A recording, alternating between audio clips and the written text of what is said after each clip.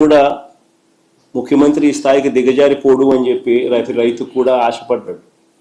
కానీ ఆశ్చర్యం ఏమిటి అంటే చంద్రబాబు నాయుడు గారు తన ఇరిగేషన్ మంత్రితో తాను మాట్లాడించిన మాటలు, చంద్రబాబు నాయుడు గారు మాట్లాడుతూ ఉన్న మాటలు చూస్తే రాయలసీమ లిఫ్ట్ ఇరిగేషన్ స్కీమ్ అవసరం లేదు అంటూ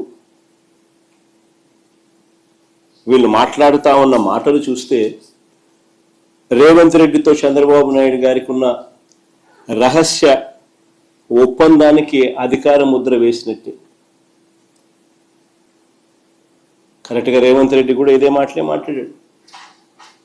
చంద్రబాబు నాయుడు కూడా ఆయన మంత్రి కూడా రాయలసీమ లిఫ్ట్ అవసరం లేదు అని అంటూ చంద్రబాబు నాయుడు బరి తెగించి మాట్లాడడం కూడా వాళ్ళిద్దరి మధ్య జరిగిన ఒప్పందానికి ఆమోద ముద్ర వేసినట్టే,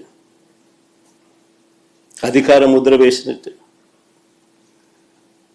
స్వలాభం కోసం ప్రజలకు ఎంతటి ద్రోహమైనా కూడా, ఎంతటి మోసమైనా చేయడానికి చంద్రబాబు నాయుడు అనే వ్యక్తి